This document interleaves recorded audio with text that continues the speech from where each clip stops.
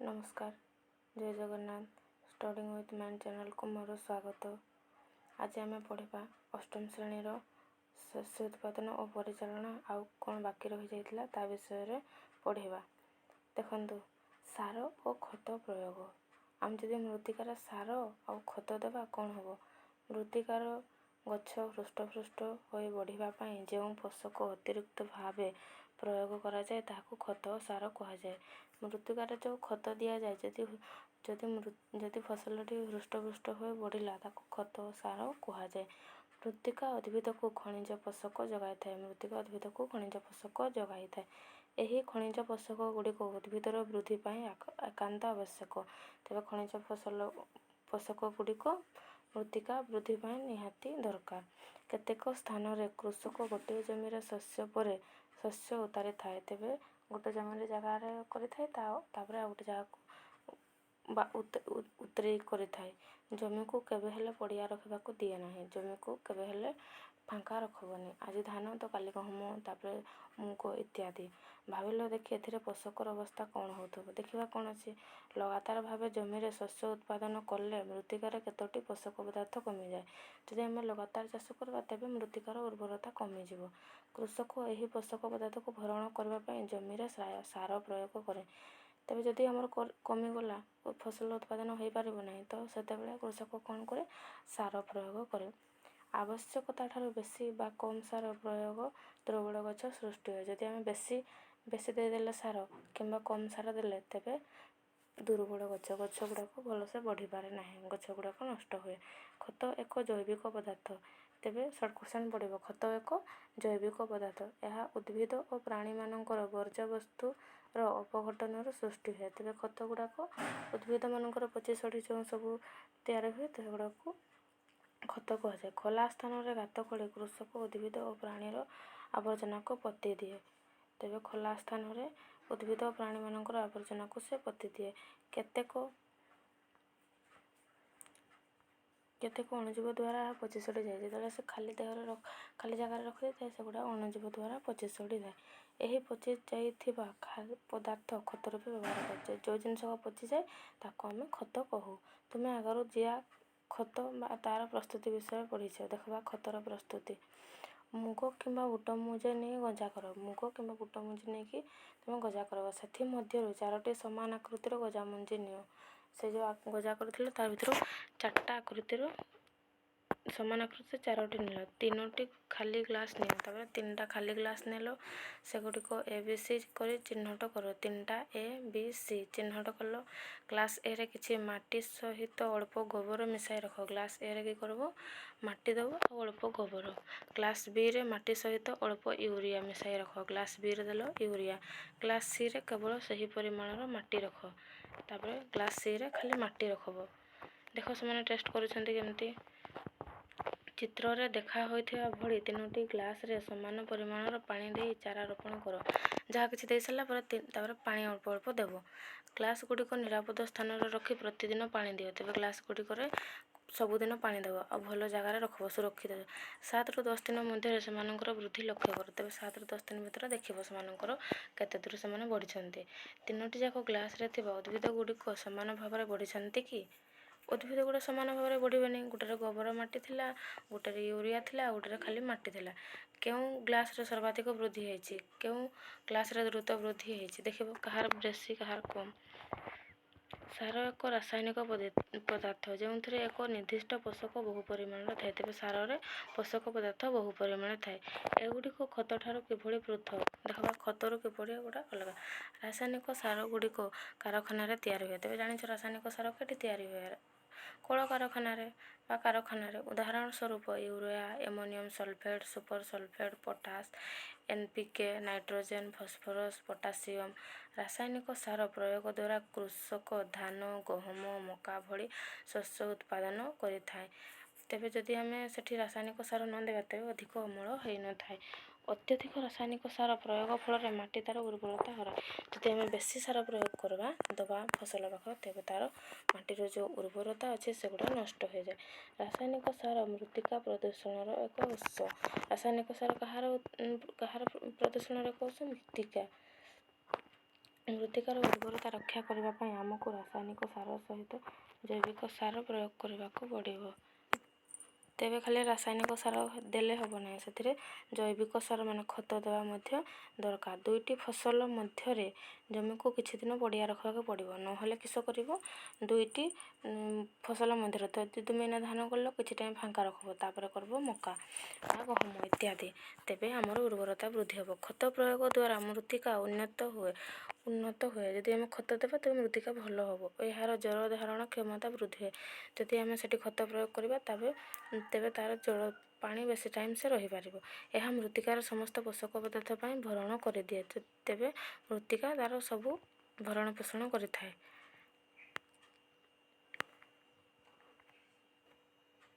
ଫସଲ ପର୍ଯ୍ୟାୟ ଦ୍ୱାରା ମଧ୍ୟ ମୃତ୍ତିକାର ପୋଷକ ପଦାର୍ଥ ପରିପୂର୍ଣ୍ଣ ହୁଏ।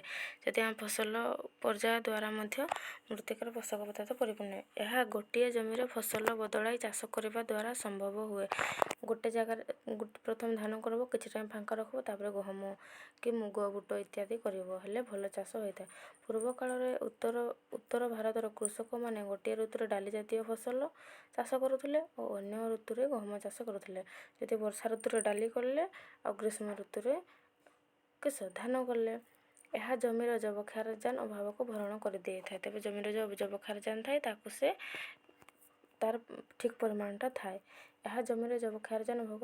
ଏହି ପଦ୍ଧତି ଚାଲୁ ରଖିବା ପାଇଁ ଏବେ କୃଷକମାନଙ୍କୁ ପ୍ରୋତ୍ସାହିତ କରାଯାଏ। ଯଦି ସେହି ପଦ୍ଧତି କରିବା ପାଇଁ କୃଷକମାନଙ୍କୁ ଆମେ ସମସ୍ତେ କହୁଛନ୍ତି ଏମିତି କର। ପୂର୍ବ ଶ୍ରେଣୀରେ ତୁମେ ରାଇଜୋବିୟମ୍ ବୀଜାଣୁ ବା ବ୍ୟାକ୍ଟେରିଆ ବିଷୟରେ ପଢ଼ିଛ। ଏହା ଶିମ୍ବ, ମଟର ଆଦି ଛୁଇଁ ଜାତୀୟ ଉଦ୍ଭିଦର ଚେରରେ ଥିବା ଗ୍ରନ୍ଥିକା ବା ଗଣ୍ଠିରେ ଥାଏ। ତେବେ ରାଇଜୋବିୟମ୍ କୋଉଠି ଥାଏ? ଶିମ୍ବ, ମଟର, ଛୁଇଁ ଜାତୀୟ ଉଦ୍ଭିଦର ଗଣ୍ଠିରେ ବା ଗ୍ରନ୍ଥିକାରେ।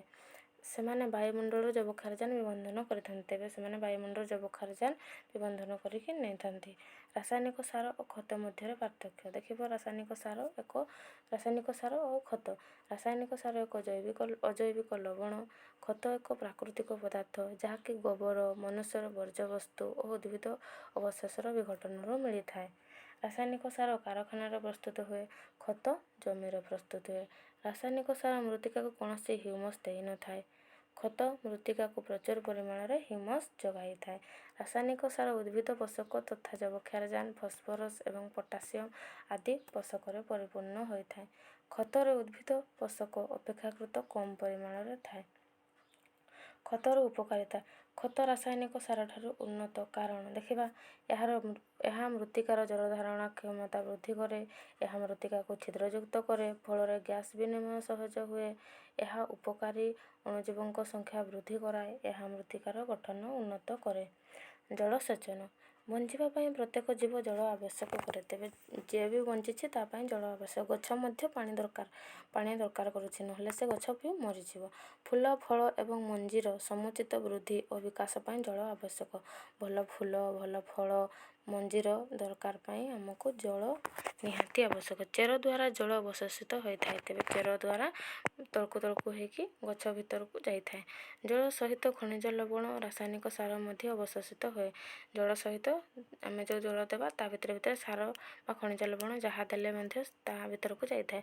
ଉଦ୍ଭିଦ ଦେହରେ 90 ଭାଗ ଜଳ ରହିଛି। ତେବେ ଉଦ୍ଭିଦ ଦେହରେ କେତେ ଭାଗ ଜଳ ରହିଛି? 90 ଭାଗ। ଜଳ ଦ୍ୱାରା ମଞ୍ଜି ଗଜା ହୁଏ। ପାଣି ପାଇଲେ ଯାଇକି ମଞ୍ଜିଟା ଗଜା ହେବ, ନହେଲେ ଗଜା ହେଇପାରିବ ନାହିଁ। ପୋଷକ ପଦାର୍ଥ ଜଳରେ ଦ୍ରବୀଭୂତ ହୋଇ ଉଦ୍ଭିଦର ପ୍ରତ୍ୟେକ ଅଂଶରେ ପହଞ୍ଚେ। ତେବେ ଆମେ ପାଣି ଦେଲେ ସବୁ ସ୍ଥାନକୁ ସେ ପହଞ୍ଚିଥାଏ, ଗଛ ଭଲ ଭାବରେ ବଢ଼ିପାରେ।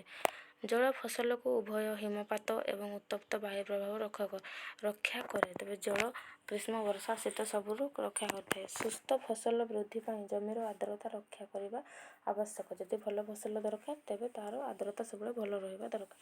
ଏହା ନିୟମିତ ଜଳସେଚନ ଦ୍ୱାରା ସମ୍ଭବ। ଯଦି ଆମେ ପ୍ରଚୁର ପରିମାଣରେ ଜଳ ଦେବା ତେବେ କିଛି ଅସୁବିଧା ହେବ ନାହିଁ, ଭଲ ଫସଲ ହେବ। ନିର୍ଦ୍ଦିଷ୍ଟ ସମୟ ବ୍ୟବଧାନରେ ଫସଲକୁ ଆବଶ୍ୟକ ଜଳ ଯୋଗାଇ ଦେବାକୁ ଜଳସେଚନ କୁହାଯାଏ। ଯଦି ଠିକ୍ ସମୟରେ ପାଣି ଦେଉଥିବ ତାକୁ ଜଳସେଚନ କୁହାଯାଏ। ଫସଲ, ମୃତ୍ତିକା ଓ ଋତୁ ଅନୁଯାୟୀ ଜଳସେଚନର ସମୟ ଓ ମାତ୍ରା ପରିବର୍ତ୍ତିତ ହୁଏ। ଖରାଦିନେ ଜଳସେଚନର ମାତ୍ରା ଅଧିକ ହୁଏ। ଏହାର କାରଣ ମୃତ୍ତିକା ଓ ପତ୍ରରେ ଅଧିକ ବାଷ୍ପୀଭବନ ଯୋଗୁଁ ହୋଇପାରେ କି?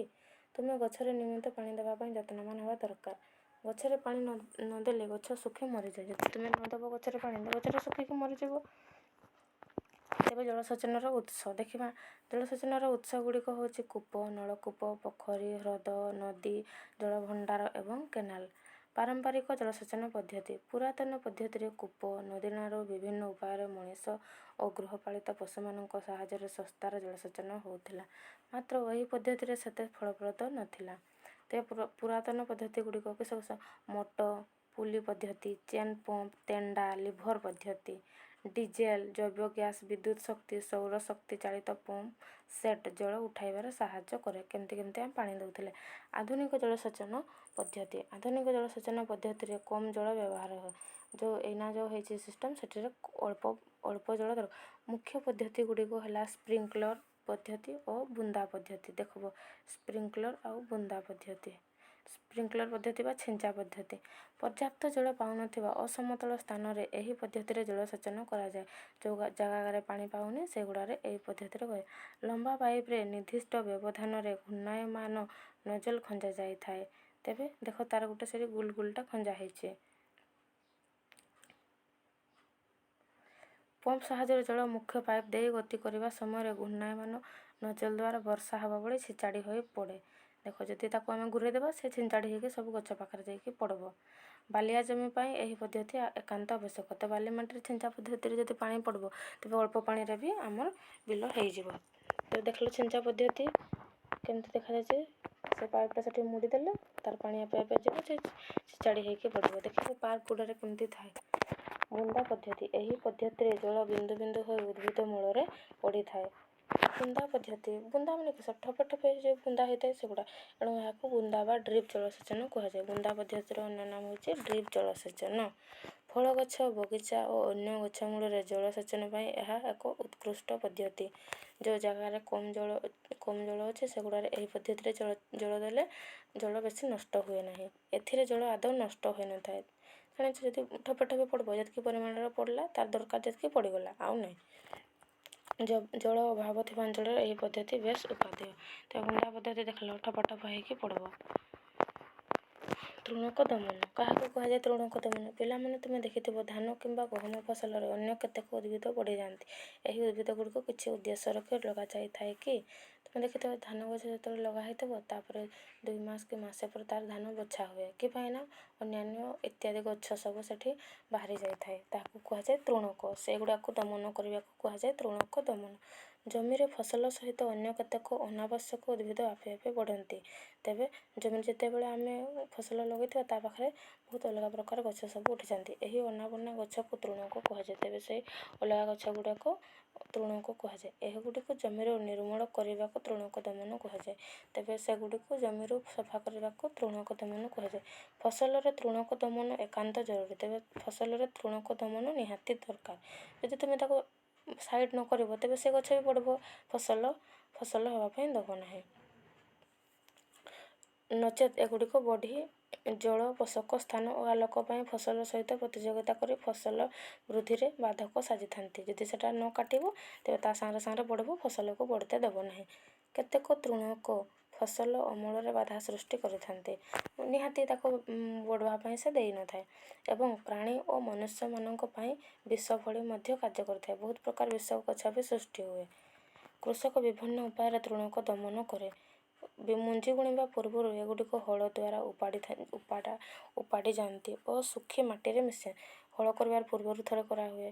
ଫୁଲ ଓ ମଞ୍ଜି ଧରିବା ପୂର୍ବରୁ ଏଗୁଡ଼ିକ ଦମନ କରିବାକୁ ଦେବ। ତାପରେ କିସ ଫୁଲ ଓ ମଞ୍ଜି ଯେତେବେଳେ ଧରିବ ତାର ଆଗରୁ ବି ତୁମେ କରିବ। ହାତରେ ଉପାଡ଼ି ବା ଖୁରପି କିମ୍ବା ମଞ୍ଜି ଡ୍ରିଲ୍ ଯନ୍ତ୍ର ଦ୍ୱାରା ବା ରାସାୟନିକ ପଦାର୍ଥ ତୃଣକ ମାରି ଦମନ କରାଯାଏ। ତେବେ 2,4-D ତୃଣକ ମାରିକୁ ଜଳରେ ଦ୍ରବୀଭୂତ କରାଇ ସିଞ୍ଚନ ଯନ୍ତ୍ର ସାହାଯ୍ୟରେ ଛିଞ୍ଚି ତୃଣକ ଦମନ କରେ। 2,4-D ତାକୁ ଜଳରେ ମିଶାଇକି ଛିଞ୍ଚିଲେ ସେଗା ବି ନଷ୍ଟ ହୋଇଯାଇଥାଏ। ନହେଲେ ଖୁରପି ଦା କୋଦାଳରେ ତାକୁ କାଢ଼ି ଆଣିବ, ନହେଲେ ହାତରେ। ଛିଞ୍ଚନ କରୁଥିବା ବ୍ୟକ୍ତି ଉପରେ ତୃଣକ ମାରି କିଛି ପ୍ରଭାବ ପକାଏ କି?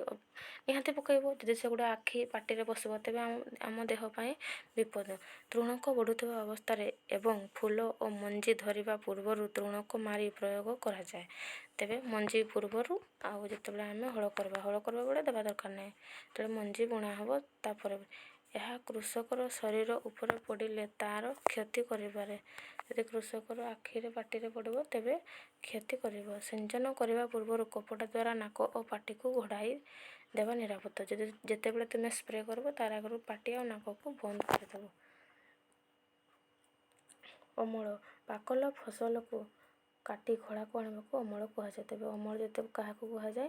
ଯେତେବେଳେ ଆମର ଫସଲ ଗୁଡ଼ା ପାଚିଯିବ ତାକୁ ଯେତେବେଳେ ଆମେ କାଟିକି ଖଳାକୁ ଆଣିବା ତାହାକୁ କୁହାଯାଏ ଅମଳ। ଫସଲ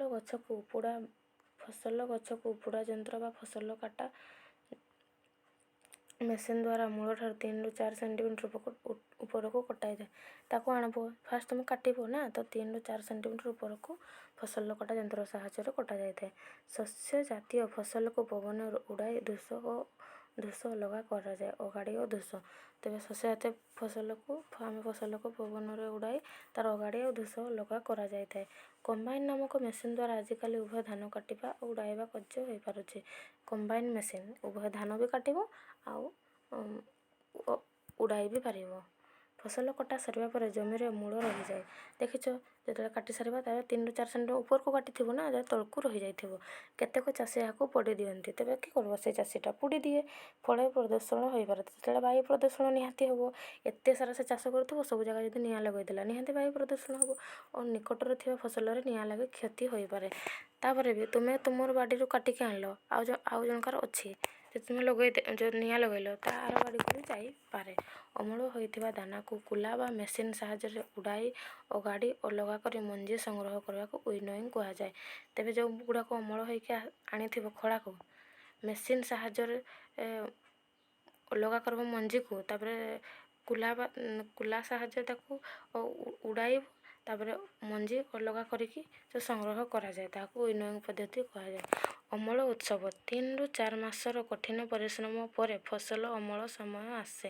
3-4 ମାସ ପରେ ଫସଲର ଅମଳ ସମୟ ଆସେ। ଠିଆ ହୋଇଥିବା ସୁନାର ଫସଲ ଦେଖି ଚାଷୀ ଆନନ୍ଦରେ ବିଭୋର ହୁଏ। ତେବେ ଚାଷୀ ବହୁତ ଖୁସି ହୁଏ ଫସଲକୁ ଦେଇ। ଗତ ଋତୁର କଠିନ ପରିଶ୍ରମ ଉପଯୁକ୍ତ ଫଳ ଦେଇଥିବାରୁ ଅମଳ ପରେ ବିଶ୍ରାମ ନେବା ସହ ମଉଜ ମଜଲିସରେ କୃଷକ ମନ ବଳାଇଥାଏ। ଯେତେବେଳେ ସେ ଚାଷ କରିସାରେ, ଯେତେବେଳେ ଭଲ ଫସଲ ହୋଇଥିବ ତେବେ ସେ ଖୁସିରେ ରୁହେ।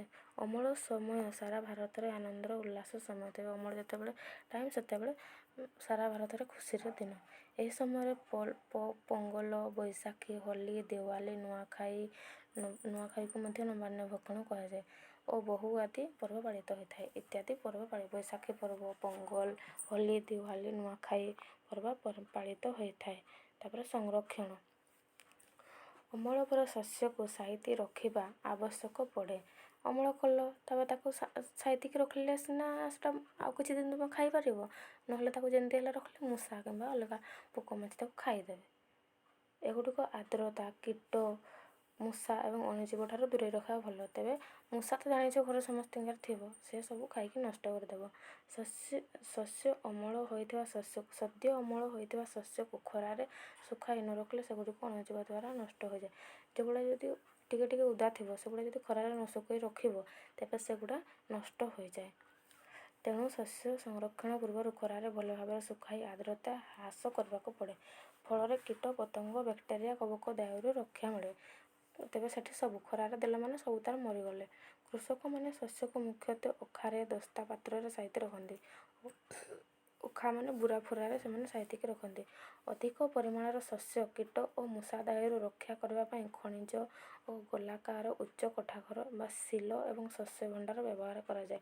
ଆଉ ଯାହାର ବଡ଼ ବଡ଼ ଜାଗା ଅଛି ସେ ଶସ୍ୟ ଭଣ୍ଡାରରେ ମଧ୍ୟ ଶୁଖିଲା ନିମ୍ବପତ୍ର ବ୍ୟବହାର କରି ଘରେ ଖାଦ୍ୟଶସ୍ୟ ସାଇତି ରଖାଯାଏ। ତେବେ ଶୁଖିଲା ନିମ୍ବପତ୍ର ବ୍ୟବହାର କରି ମଧ୍ୟ ସାଇତିକି ରଖାଯାଏ। ବଡ଼ ବଡ଼ ଗୋଦାମ ଘରେ ଶସ୍ୟ ସାଇତି ରଖିଲା ବେଳେ ଏହାକୁ ଅଣୁଜୀବ ଓ କୀଟପତଙ୍ଗ ଆକ୍ରମଣ ରକ୍ଷା କରିବା ପାଇଁ ବିଭିନ୍ନ ରାସାୟନିକ ପଦାର୍ଥ ମଧ୍ୟ ଦିଆଯାଇଥାଏ। ତେବେ ପ୍ରାଣୀମାନଙ୍କ ଠାରୁ ମିଳୁଥିବା ଖାଦ୍ୟ ଲେଖବ। କ୍ଷୀର କେଉଁଠୁ ମିଳେ? ଗାଈ, ମଇଁଷି, ମେଣ୍ଢା ଇତ୍ୟାଦି। ତୁମେ ତାପରେ ଲେଖବ ଖାଲି ସ୍ଥାନ। କ୍ଷୀର କେଉଁଠି ପାଇଥାଉ? ଖାଦ୍ୟ, ତୁମେ ଆଉ ଗୋଟେ ଖାଦ୍ୟର ନାମ ଲେଖିବ କେଉଁଠି ପାଉ।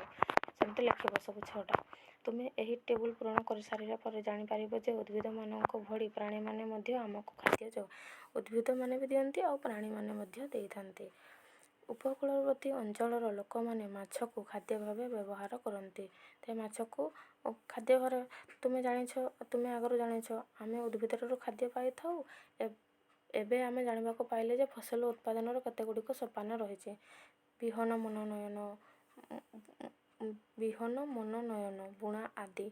ସେହିପରି ଘରେ କିମ୍ବା ଫାର୍ମରେ ପଶୁମାନଙ୍କୁ ଉପଯୁକ୍ତ ଖାଦ୍ୟ ବା ରହିବା ସ୍ଥାନ ଯୋଗାଇ ଯତ୍ନର ସହ ରଖିବାକୁ ପଶୁପାଳନ କୁହାଯାଇଥାଏ। ପଶୁପାଳନ ଯାହା କୁହାଯାଏ, ତୁମେ ଯଦି ଗୋଟେ ପଶୁଟାକୁ ରଖିଛ, ଗାଈ ହଉ, ଛେଳି ହଉ, ମେଣ୍ଢା ହଉ, ତାକୁ ଯଦି ଯତ୍ନର ସହିତ ସଫାସୁତୁରା କରିକି ଖାଇତେ ପିଇତେ ଦେଇକି ରଖିବ, ତେବେ ତାକୁ କୁହାଯାଏ ପଶୁପାଳନ। ଏବେ ମାଛ ସ୍ୱାସ୍ଥ୍ୟ ପାଇଁ ଭଲ, ତେବେ ମାଛ ସମସ୍ତେ ଖାଉ, ସେ ସ୍ୱାସ୍ଥ୍ୟ ପାଇଁ ଭଲ। ଆମେ ମାଛରୁ କଡ଼ ଲିଭର ତେଲ ପାଉ। ମାଛରୁ କି ତେଲ ପାଇଥାଉ? କଡ଼ ଲିଭର। ଏହା ଭିଟାମିନ୍ ଡିରେ ପରିପୂର୍ଣ୍ଣ। ତେବେ ଲିଭର ତେଲ ହେଉଛି ଭିଟାମିନ୍ ଡିର। ତାପରେ ଦେଖିବା ଆମେ କ'ଣ ଶିଖିଲେ। ପଢ଼ିଦେବ ନିଜେ ନିଜେ ଆମେ କ'ଣ ଶିଖିଲେ। ସବୁ ବହିର କ୍ୱେଶ୍ଚନ୍ ଇଂଲିଶର ମାନେ ଗୁଡ଼ା ପଢ଼ିଦେବ। କୃଷି କାହାକୁ କୁହାଯାଏ, ପାରମ୍ପରିକ ପଦ୍ଧତି, ଫସଲ, ପଶୁ, ରାସାୟନିକ ସାର ସବୁ ଗୁଡ଼ା ପଢ଼ିଦେବ। ତୁମର କାମରେ ଆସିବ, ପଢ଼ିଦେବ। ନେକ୍ସଟ ଟାଇମ୍କୁ ଆମେ ପ୍ରଶ୍ନାବଳୀ କରିବା। Thank you to all. ଯଦି ଭିଡ଼ିଓ ଭଲ ଲାଗିଥାଏ ତେବେ ଲାଇକ୍, ସେୟାର, ସବସ୍କ୍ରାଇବ୍, କମେଣ୍ଟ କରିବେ। ଆଉ କମେଣ୍ଟ କରି ଜଣାଇବେ ଭିଡ଼ିଓଟି କେମିତି ଲାଗିଲା। Thank you.